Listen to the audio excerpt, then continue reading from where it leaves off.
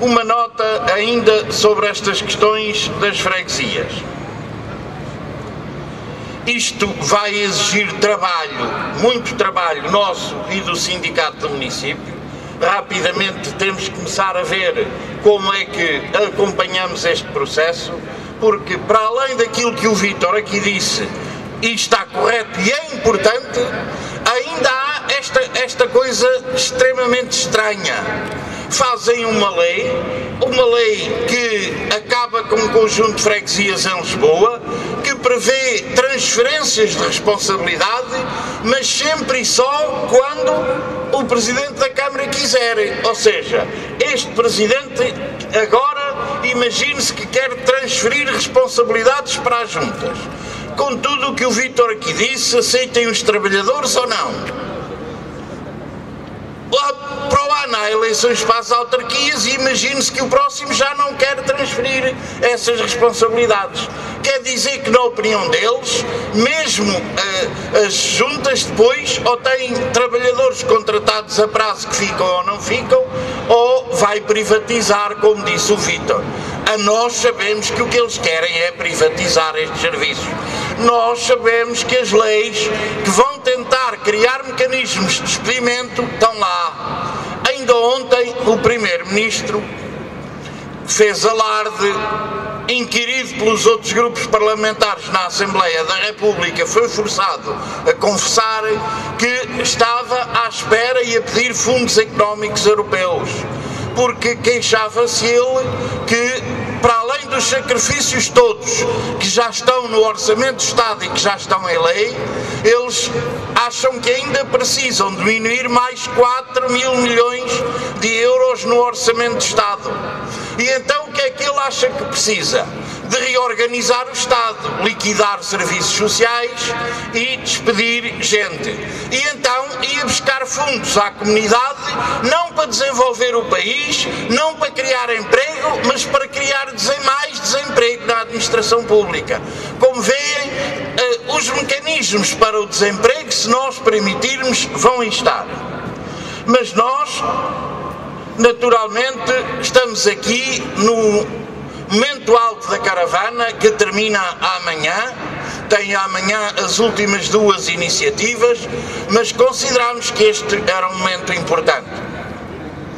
E, naturalmente, falando da caravana, queria chamar a atenção para que desde 15 de outubro um conjunto de 4 ou 5 camaradas sindicalistas com sacrifício e dificuldades têm percorrido o país de norte a sul, incluindo os fins de semana, visitando feiras, visitando zonas mais populacionais, lidando com a imprensa, incluindo a imprensa regional, tendo reuniões com entidades locais, fazendo reuniões e plenários deste tipo, distribuindo milhares de comunicados à população, falando com as pessoas. Algumas vão dando a boca: vocês deviam era andar a trabalhar, fazem o discurso do Primeiro-Ministro.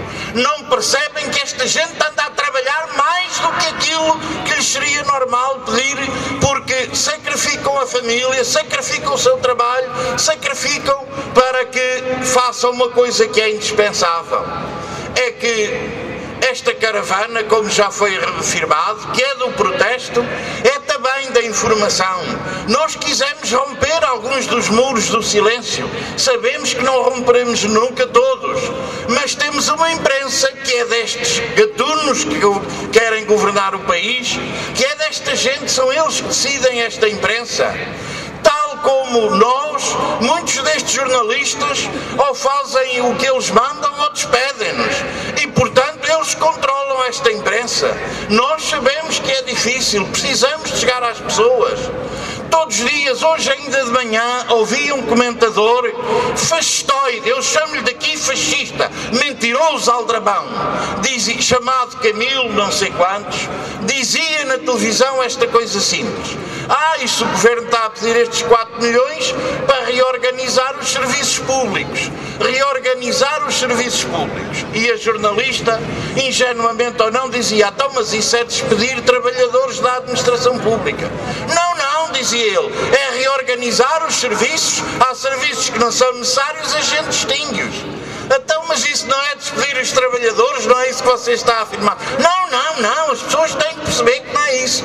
Ou seja, esta imprensa rouba-nos e ainda nos cala a boca, não nos permite que nos queixemos do roubo. Isto é uma vergonha a que assistimos diariamente. Já não se trata do relvas que toda a gente acha que é escumalha, que é uma porcaria de gente, que comprou um canudo e que anda aí a ameaçar jornalistas, a ameaçar estes. Parece um chefe de PID, que se diga assim com toda a frontalidade. Um chefe da PID não faria pior, mas eles não passarão por este país, não voltarão a este país. E então esta caravana tem tido todo este trabalho e nós acreditamos que valeu a pena. E ao saudar aqui os camaradas que lhe deram corpo, os milhares de dirigentes e ativistas que todo o país depois foram colaborando como estamos aqui. Queria saudar também os dirigentes do sindicato do município, dando corpo connosco aqui e agora a esta iniciativa. Porque é preciso romper os muros do silêncio. Porque é preciso que cada um de nós seja capaz de pegar nesse comunicado inclusive que lhes foi distribuído e levar para o vizinho. Mostrar a importância do poder local. Vem lá os números, não são demagogia. Vem lá tudo. Tudo não. Vem lá uma pequena amostra da importância do poder local que eles querem destruir. E portanto nós precisamos de romper o muro do silêncio. E temos que ser nós, de forma militante, de forma corajosa, tal como tivemos corajosamente na greve, nesta importante greve geral. Eles dizem que o que está em causa, que tudo isto é por causa da crise. Mas foram eles que fabricaram a crise. Foram eles que criaram o buraco no orçamento do Estado, foram eles que criaram a corrupção, são eles que desviam milhões do orçamento do Estado para os privados, para as ditas parcerias público-privadas, são eles que roubaram milhões do orçamento do Estado para dar aos bancos, são eles que promovem o aumento de custos da saúde, privatizando, como se viu logo de início com o Amadora Sintra. Mas isto é público, é visível, tem sido desmontado. Mas eles dizem que é para a crise. Vão continuando a roubar, dizendo que é para socorrer o aparelho de Estado. Não, é para os bolsos deles. Não começou agora. Há algum tempo que isto vem.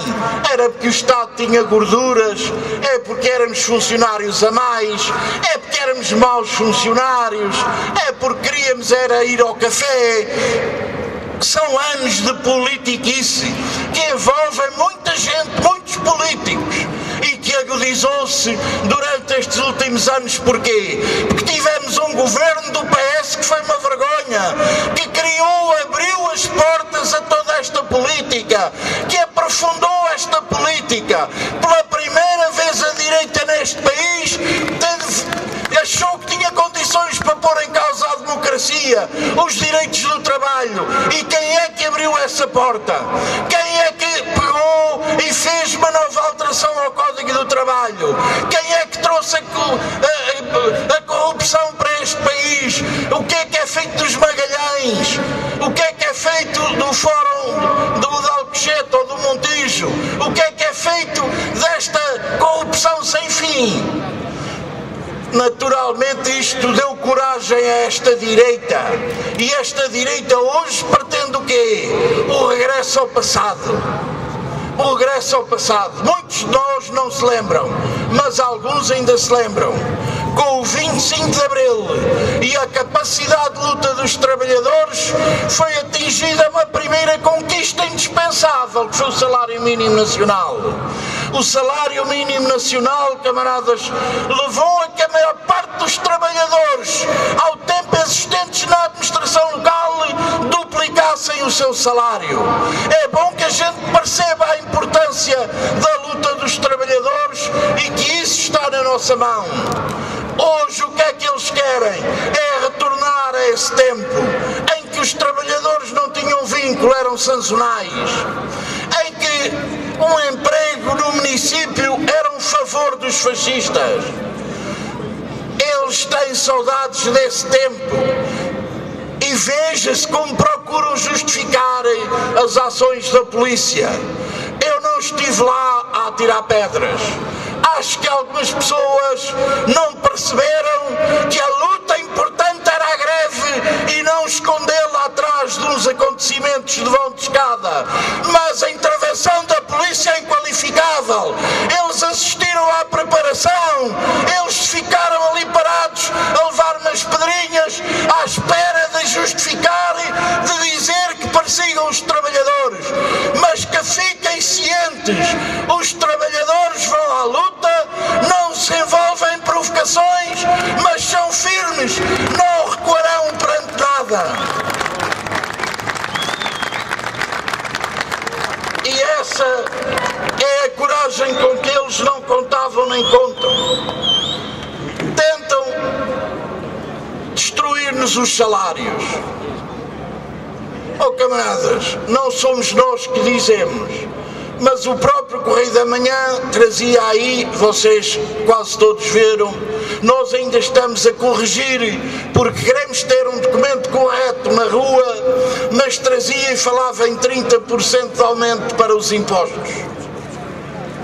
Eles roubam-nos, vão continuar a roubar-nos 2 subsídios se nós deixarmos. Quer dizer que só aqui estão mais de 25% de corte dos nossos salários. Nos 2 últimos anos, o corte dos nossos salários é maior de 40%, camaradas. É as horas extraordinárias. Nós ainda não trocámos impressões com os nossos camaradas do sindicato do município, mas entre nós está assumido que vamos fazer um pré-aviso de greve às horas extraordinárias a partir do início de janeiro do próximo ano. Não é legítimo pensar que pagam uma hora extraordinária a 12,5%. Camaradas, para os patrões era uma maravilha, porque pagam 23 para a Segurança Social se tiverem que ter um posto de trabalho. Se nos puserem lá a trabalhar de noite, pagam-nos 12,5%. Reparem que ganham aqui 11,5% de diferença. Isto é ou não roubo aos trabalhadores para dar aos patrões? Nós não vamos fazer da greve às horas extraordinárias uma jornada de luta, mas queremos que os trabalhadores tenham uma arma, o direito de dizer não às horas extraordinárias a este preço.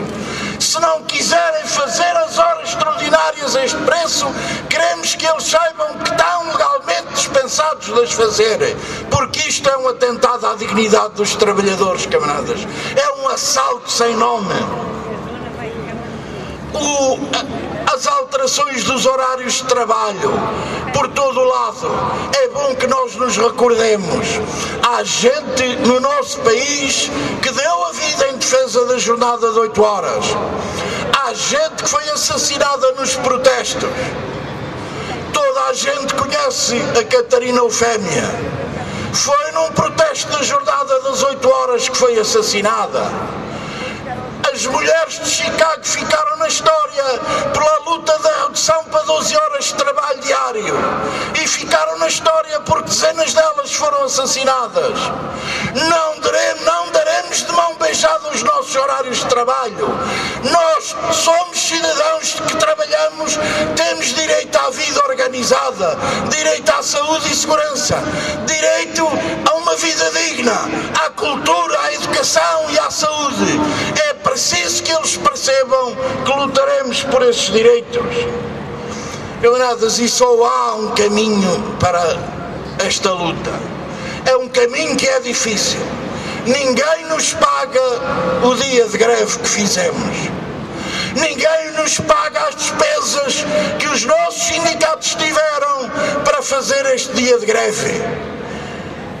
Ninguém nos paga as afrontas e as dificuldades que travamos.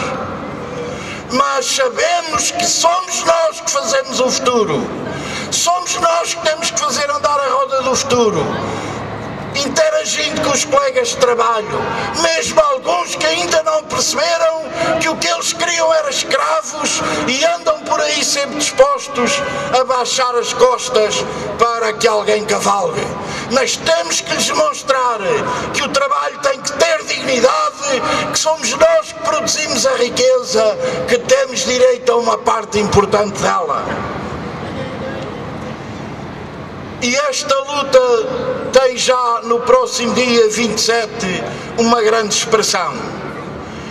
Mandamos para todas as câmaras deste país uma circular solicitando dispensa dos trabalhadores e facilidades para que no dia 27 às 10 horas estejam os de Lisboa na Estrela, os do Alentejo aqui em Santos, os de Setúbal no Rato. Temos pré-concentrações, vamos para a Assembleia da República porque é o dia da votação do Orçamento do Estado. Do Orçamento do Estado que quer aprovar a lei de despedimento de 50% dos trabalhadores a prazo, que quer obrigar as câmaras a despedir 2% dos vinculados, que quer liquidar o setor empresarial e que quer criar condições para o despedimento massivo, cortando fundos sem nome à administração local. É preciso que aquele orçamento seja derrotado. Eles até o podem votar, mas aquele orçamento tem que ser derrotado pela nossa luta do dia a dia. Desafiamos a todos os trabalhadores para que possam estar no dia 27 de manhã nesta grande mobilização da Assembleia da República. Porque o que eles estão a fazer, como eu já disse há pouco, não é encontrar soluções, é encontrar assaltos de grande dimensão a que seguem outros. O Sócrates inaugurou isto com o pacote 1, o pacote 2, o pacote 3. Este agora diz, é preciso mais sacrifícios. Ainda não aprovou o Orçamento do Estado e já diz que precisa de 4 mil milhões. São os aldrabões. Relembre-se aqui agora que não fomos nós que criámos a crise, mas que há soluções para a crise. A CGTP apresentou soluções, levou-as em mão ao Conselho de Concertação Social. Ninguém até hoje disse que aquelas soluções não eram execuíveis e justas. Ninguém até hoje disse que os números que a CGTP apontou não estavam corretos. Pelo contrário, o Ministro da Economia, distraído, até disse: vocês fizeram os trabalhos de casa, têm aqui boas propostas. Mas viram alguma dessas ser aprovada? Nenhuma. Camaradas, relembre-se e veja-se a justeza delas. Taxar em 0,25% as transações financeiras, os negócios deles, em 0,25%, em 0,25% as transações. Isto daria uma receita superior a 2 mil milhões de euros. A progressividade do IRC, criar um escalão de 33,33 para as empresas para imposto comercial e com negócios superior a 12 milhões de euros. Então isto não é justo? Tributar em 10%, quanto é que nós descontamos para o IRS, mas tributar em 10% os dividendos dos grandes acionistas, daria cerca de 1.600 milhões de euros. Ninguém disse que era impossível, que era injusto ou que estes números estavam errados. Combater a fraude e evasão fiscais, uma receita de mais de 1.100 milhões de euros. Redução de 50% dos encargos públicos com as parcerias público-privadas. Camaradas, relembre-se só isto. Enquanto o Orçamento do Estado foi aliviado das despesas em tudo, incluindo os nossos salários, as parcerias público-privadas, em junho deste ano, a imprensa trouxe uma notícia pequenina e nunca mais lhe mexeu. As parcerias público-privadas tinham aumentado os custos ao Estado português em 28%. E isto, então a gente não sabe o que é as parcerias público-privadas? Não tem aqui duas a atravessar o Tejo? Estas pontes não estão pagas e mais que pagas? E não continuamos a pagá-las? elas e o Estado não continua a dar facilidades a esta cambada de gatunos? Então não é possível poupar aqui 50%? Então não é possível? Ninguém disse que não era e que não era justo. Então porquê é que não se aplica? A divulgação dos benefícios fiscais atribuídos ao setor segurador e financeiro vem tendo lucros fabulosos há anos em fio, gozando benefícios fiscais. Daria uma poupança de 689 mil milhões de euros. Obrigar o Banco Central a emprestar aos países a 0,75 de juro, tal como está a emprestar. Veja-se este roubo legalizado. O Banco Central Europeu, o banco público nosso, dos europeus, mas nosso também, já pagamos mais para a comunidade com o que recebemos. Empresta aos bancos privados a 0,75 e estes vêm emprestar aos Estados a 7, 8, 9, comprar dívida até a 13, como já aconteceu. Então isto não é um roubo legal, um assassínio, um tentar levar os povos à fome e à miséria para o enriquecimento destas sanguessugas? Camaradas, ninguém disse que estas medidas não eram justas.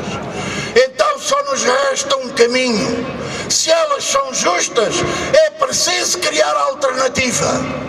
Os socialistas que mudem de direção, quem está nos partidos que assuma isto. Nós temos direito a um salário digno, a um horário de trabalho, temos que lutar por eles. Essa é a nossa parte, a exigência de outra política. Isto é possível e nós somos capazes.